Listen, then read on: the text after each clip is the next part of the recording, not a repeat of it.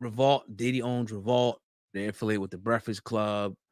Do you see any collateral damage? I think one of his podcasts said they're not dealing with him.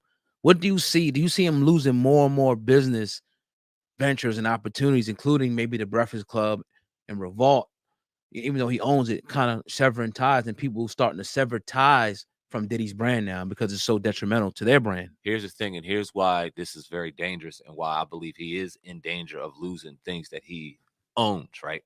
Because we understand that in a lot of these $1 million business situations that they have investors and pieces and places Right. that invest in a company that share and own certain stakes. Yeah. So Diddy might have overall ownership of the company, but that overall ownership may be 51, 52%, 60%. And if he has investors in the company and they decide that they don't want to no longer invest in him unless he sells them his stakes, and all of a sudden, oh shit, Diddy no longer owns Revolt. And because of this situation, and they feel the financial ramifications that would come behind it, Diddy is ousted out. Why couldn't that type of situation happen? Now, I don't know. I'm just sitting there talking off the cuff. He may own 100% of Revolt. He might have bought that shit outright. Even if he did, though, Sam, man, like what you're saying, like, remember Revolt, they got websites, channels, and stuff. Meaning they deal with advertisers. Exactly. If advertisers pull out, but yeah, I just want to add No, that. go ahead. Yeah, if advertisers pull out from that situation, then the company starts looking like the bottom line starts, because that's what makes these companies go. People paying for advertising. That's what make YouTube go, TikTok, Facebook, all that advertisement.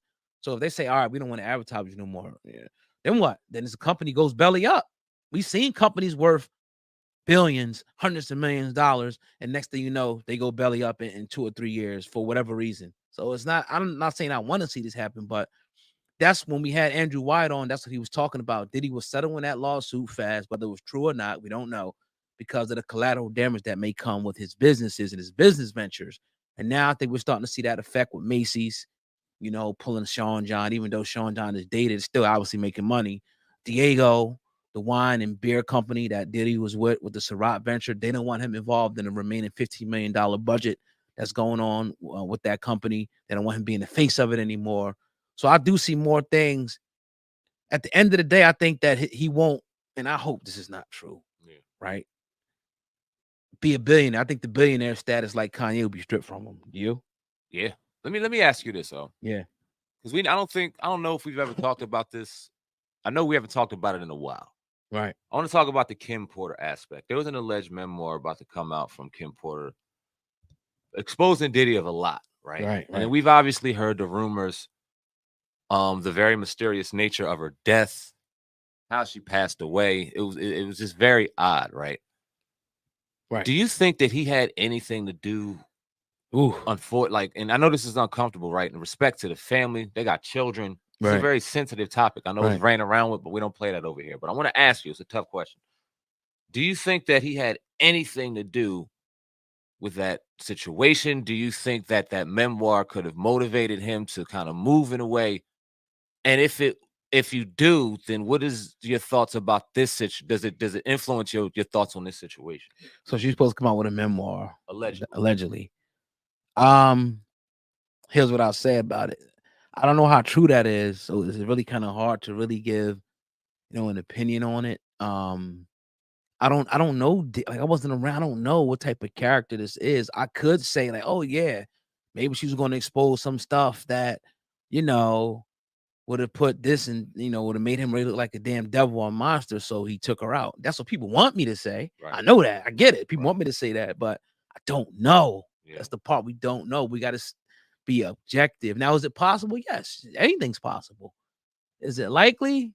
I just don't know. I just don't know, man. But if we found out that she was going to actually do a memoir, maybe she started it, maybe she had a deal to do it, then it would, make me more so believe like, all right, well, maybe, But then again, on the other side, it looked like he loved her. Yeah. It looked like that was the love of his life. Like he still wanted to be with her. Yeah. Now it could be a facade, but I mean, like, I don't know, man. I honestly, I don't know. What do you feel about it? It's interesting because one side of me goes, listen, this was the mother of his children. Right. Why would a human being do this? But then we look at certain situations, and the reality of the situation, unfortunately, is this type of shit does happen. People kill their significant others. People kill their children, right? So sicker things have happened. So we can't put it past anybody how sick somebody is in the mind just because they share children.